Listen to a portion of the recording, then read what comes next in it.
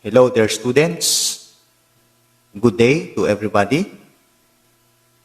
This is Sir FG, and for today's video, I want to share to you the first lesson in the course General Mathematics in our Module 1. This is intended for Week 1, and it is all about functions. So, itong video ito ay makakatulong sa lahat ng mga students na grade 11 dahil lahat ng mga estudyante ng senior high school, private or public, ay kumukuha ng General Mathematics. So, we will learn today the basic of functions. So, let's start. So the first question is, what is a function? Now, to deeply understand this lesson, we need to go back to our knowledge in the previous years that we have in junior high school. So, what level is this concept taught in your junior high school? I think this is in grade 8. So ito po ay tungkol sa Cartesian plane.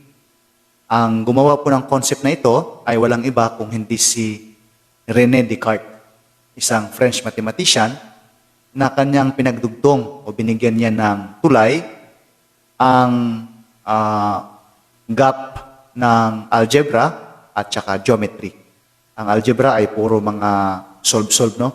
Ang geometry naman, medyo drawing-drawing, kaya pinagdugtong niya sa pamamagitan ng Cartesian plane. So, isa pong napakahusay na mathematician, si René Descartes. So, in this Cartesian plane, meron po tayo nakikitang apat na quadrant, meron pong mga linya yan, ano? May mga linya po yan. Guhito natin. Ito po ay quadrant 1, 2, 3, 4. Bawat po tuldok dyan, let's say, tutuldok tayo dyan. Kaya lang, hindi nakakapagtuldok, no? Bawat tuldok ko dyan ay meron po yung tinatawag na kaakibat na pair. Pair ng ordered pair. Okay? So, yan po ay ating malalaman. At nalaman na pala, sorry. So, yun po ang ating nalaman nung tayo ay grade 8. Then, okay. So, example po tayo. Meron pong mga pulang numbers dyan, no? Negative 3 and 1. So, yan po ay point red.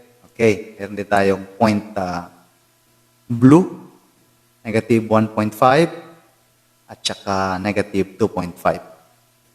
Meron din tayong 0, 0, and meron tayong 2, 3. Bawat point po niyan, yan po ay tinatawag na ordered pair. So, pwede natin sabihin na itong apat na itong points na ito ay pwede natin sabihin na isang set ng ordered pairs. So, bawat po ordered pair ay binubuo po ito ng dalawang numero. The first one, the first element is belong to the x-coordinate. Yung pangalawa naman is y-coordinate. Ang tawag po sa x-coordinate ay domain. Ang tawag naman sa y-coordinate ay range. So, meaning to say, ang bawat ordered pair ay merong domain and range. Okay. So, ang bawat ordered pair or ang isang set of ordered pairs kasi marami, no? Ay pwedeng isulat sa pamamagitan ng table. Okay. So, as you can see, yung red point, ay ating sinulat sa pinakauna, and then so on and so forth. So, lahat ng mga nasa una ay nilagay natin sa x. Negative 3, negative 1, 0, 2. Yun namang y ay yung pangalawa. So, yan po ay ang x ay domain, ang y ay range. Okay. Now, what is a function? Ano daw ba ang function? Doon sa mga illustration na meron tayo kanina, ay ating malalaman ang ibig sabihin ng function. But before that one, let me share to you the simple definition of a relation. Sabi po rito, a relation is any set of ordered pairs. So meaning to say, yung ordered pairs na meron tayo kanina, set of ordered pairs, ay pwede natin sabihin yun ay isang relation. So, bawat ordered pair ay relation. Yung pangalawa ay malalaman na natin ang function. So, a function is a relation. So, meaning to say, ang lahat po ng function is a relation. So, parang kaparehas lang siya ng relation. Kaya lang, meron siyang rule in which each element of the domain corresponds to exactly one element in the range. In short, dahil malalim po ang ibig sabihin nito, kahit simple lang, ang madaling paraan on how to identify whether the set of ordered pairs ay function o hindi, ay titingnan lang po natin ang pinakaunang element, which is the domain. So, guguhitan ko ha. Guguhitan natin. Itong negative 3, negative 1, 0, 2, yan po ay mga domains. Dapat, wala po dyan mauulit. So, kung walang nauulit dyan na numero, automatically, yan po ay function. So, may naulit ba? Negative 3, negative 1.5, 0, 2. Wala pong nauulit. Kaya po yan ay function. So, napakahusay natin. Kaya,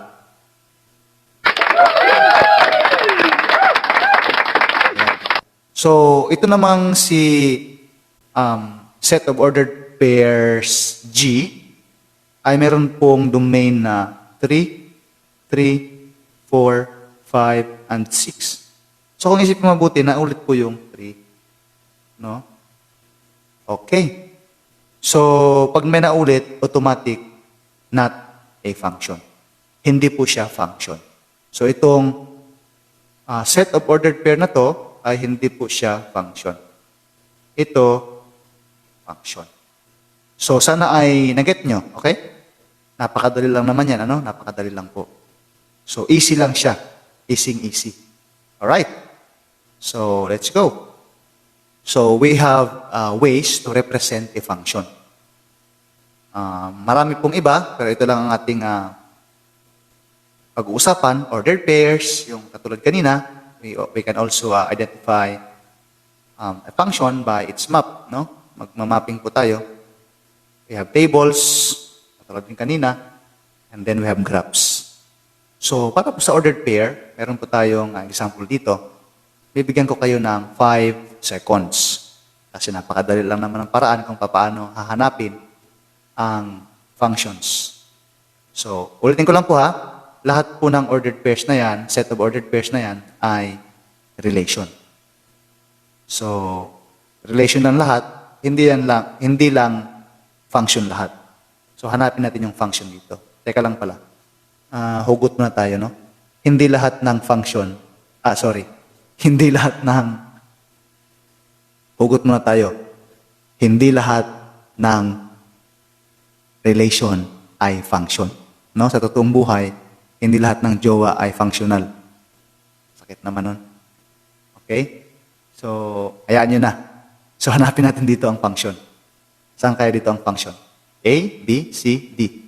Lahat ba yan ay function? Tingnan natin. A ay function kasi walang naulit. B ay function dahil walang naulit. No? Naulit yung 3, 3. Kaya lang, syempre, Okay lang yan. No, itong 3 na to, sa pinakaunang set ng kanyang ordered pair, 3, 3, na ulit, 4, 4, 5, 5, 6, 6. Huwag na ako kayo malito dyan. Kasi yan po ay dapat yung X lang talaga or the domain ang hindi na uulit. Ano naman yung letter C or the C, ito, naulit po yung 1. Hindi pala, no? Ito ang naulit. 0 at saka 0, naulit po siya. So, automatic, hindi yan siya function. Okay? Hindi siya function. Sa D naman, ang naulit po dito ay A. Ayan, hindi siya function, ano? Kasi naulit ang A. So, madali lang po, no? Napakahusay, napakadali. So, pangalawa po, paano na naman po natin malalaman kung function kung sa pamamagitan po ng mapping, no? So, sabi po rito sa illustration, ito pong inputs, ito po yung mga domains. Ang outputs naman, ito naman po yung range. So, itong illustration A, relation is a function. Kasi kung gagawin mo yung mga ordered pairs, meron tayong P, tsaka M, Q at tsaka N, tsaka R at tsaka N. So, wala pong nauulit na X coordinate or domain. Wala pong naulit. Pangalawa po ay, sa letter B na tawag nito, illustration, ay function pa rin siya. Dahil bawat element ng X ay meron din po siyang corresponding element sa output niya. Tag-iisa pa nga sila no? Ito ay napakahusay. Ito po yung function na ang example po nito ay yung pag-aasawa. Dahil dapat sa pag-aasawa, hindi ka dapat magkaroon ng maraming asawa. Isa-isa lang talaga. Yung mga lalaki, dapat isa lang ang asawa na babae. Ayan. So, ayan. Sa letter C naman, ay hindi po pwede. Okay? So, relation is not a function. Kasi nauulit po yung Q. PX, QY, at saka QZ. Hindi po pwedeng maulit ang X, kaya hindi siya function. Yun po ang mapping. Now, tingnan natin kung masagutan nyo ito. Saan diyan ang function? Which of the following represent a function? Saan kaya? Itong nakapula o itong itim? Okay? 5 seconds. 5, 4, 3, 2, 1. Function yan, ano? So, itong pangalawa, hindi siya function. Kasi yung 3, parang, sa pag-aasawa to, parang marami kang asawa. Hindi pwede. Alright? So, pasensya na po sa ating pong mga kapatid na Muslim. No? Sabi ng mga Muslim, pwede na mag-asawa ng marami. Basta kaya lang. Hindi naman yan ibig sabihin ay pag-aasawa yung ganyang illustration. Ano? So, ganyan po ang pag-represent ng function sa pamamagitan ng map o mapping. Okay? So, next tayo ay tables naman tayo. Which table represents a function? Now, ganun pa rin ang pamamaraan. I-identify lang natin kung saan yung nauulit. So, letter A, may nauulit po ba? X lang ang titignan natin. Napakadali, di ba? So, sa letter A, walang nauulit. 1, 2, 3, 4. Yan ay function. Letter B, may naulit ba? 3, 2, 5, 3. Meron yung 3. So, automatic, hindi siya function. Letter C, 0, 1, 2, 3. Wala pong naulit, kaya yan ay function. Napakadali lang po, no? So, sa mga exercises nyo, sa inyong modules, na ganyan ang mga tanong, napakadali. Sabihin nyo lang ay yes or no, or function, not a function. Alright? Ay, mali ito. Ito dapat ay graphs, no? Graphs yan. Hindi yan na tables. So, itong ating PowerPoints ay nagkamali ng typographical, no? So, tables na nakalagay yan, pero graphical dapat yan. So, dito naman sa ating graphs, malalaman natin ang isang graph kung function siya o hindi. may ano yan, may paraan. Ano kaya dyan? Pwede nyo hulaan muna. So, sa graph, letter A, palagay nyo, function yan o hindi. Ano natin? Uy, chinekan niya. So, yan ay function. Pangalawa kaya, function kaya yan? Ay, hindi. Okay? Hindi siya function. Letter C, function siya. Bakit kaya hindi function yung letter B? Kasi, meron po kasi tayong tinatawag na vertical line test. Sa graph na ganito, pwede natin siyang i-identify na function siya o hindi, isang tingin lang. Ang tawag sa test ay vertical line test. Gagawa lang tayo ng line kung tatama ng 2 beses doon sa kanyang guhit, katulad po nito, ay, hindi nag-register yung hindi nag-register yung ating guhit na lang natin. So, ang guhit natin dito ay ganyan yan. Kunyari lang ha, ganyan yan, So, gumuhit siya dito, tingnan niya yung guhit. Yan. Kahit siyang kaguguhit dyan, isang beses lang talaga tatama dun sa kanyang graph. So, meaning to say, yan po ay function. Dito naman sa pangalawa, which is a hyperbola, kahit siyang kaguguhit, tatama 2. So, sa vertical line test, sa oras na may tatamang 2 sa bawat guhit mo, kahit saan, hindi na kaagad function. So, madali lang po natin intindihin, Madali lang siya. Kung 2 beses tatama, hindi siya function.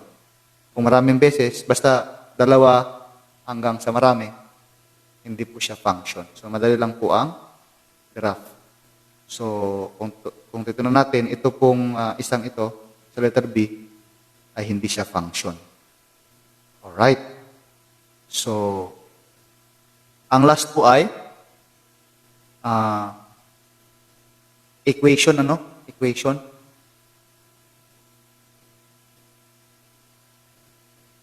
So, panglima na po ito, na pamamaraan ng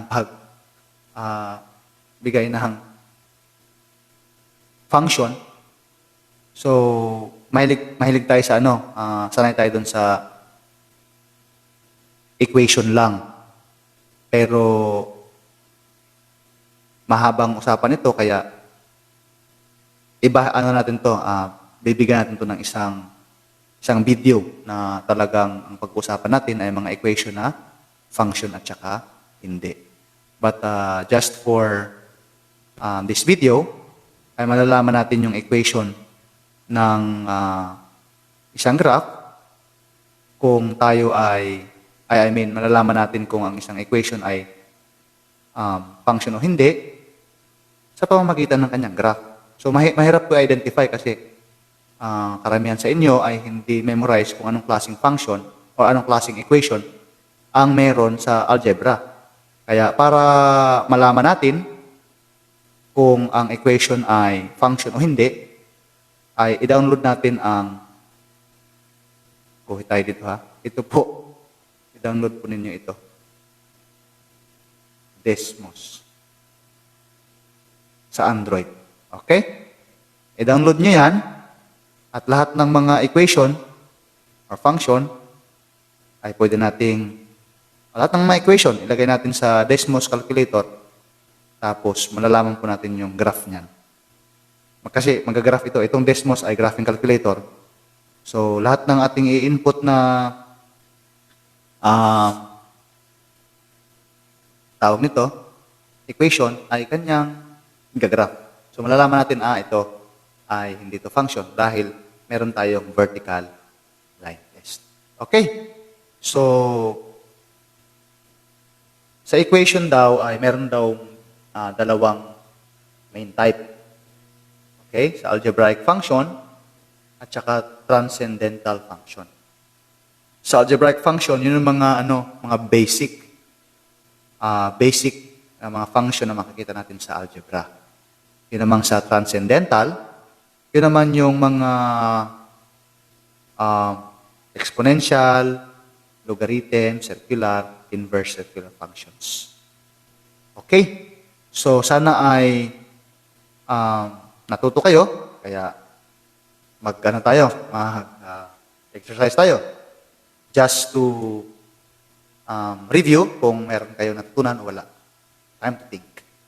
The following data were collected from members of the college pre-calculus class. We have height and we have weight. Palagay po ninyo, ang data ba ay function o hindi? So, hindi. Bakit? Kung papansinin ninyo, ang x ay height. Meron pong naulit ng dalawa, no? 60, naulit ng dalawang beses. So, negative, hindi siya function. Time to think. Number 2. Does the graph represent a function? Okay, guhit tayo dito, no? Guhit tayo. Try lang natin. Kung dito ka guguhit, wala ka naman tatamaan, ano? Yung graph walang tama. Pero kung dito ka guguhit, dalawa ang tatamaan. Ito po ay hyperbolic graph, kaya hindi siya function. Okay? Okay, last one. Number 3. Does the set of ordered pairs below represent a function? 3 seconds, kayang-kaya, ano? Function o hindi? 1, x lang ang titinan. 1, 0, negative 1, 0. Naulit po ang 0. Okay, ulitin ko po ha. Naulit po ang 0. Ayan, dalawang beses. Kaya, hindi po siya function. So, all in all,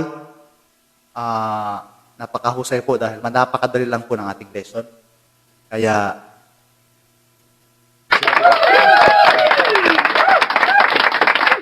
so congratulations at masasagutan ninyo ang inyong mga modules. Actually, yung magaling magbasa dyan, ay makikita lang din nila ang sagot. Okay? So, sagutan ninyo ang inyong mga worksheets na galing sa inyong mga teachers para panalo. Okay? So, God bless to all of you. Kung meron kayo natutunan sa video ito, don't forget to subscribe at saka i-share nyo yung inyong napanood na video sa inyong classmates na kailangang magsagot ng modules. So, see you in the next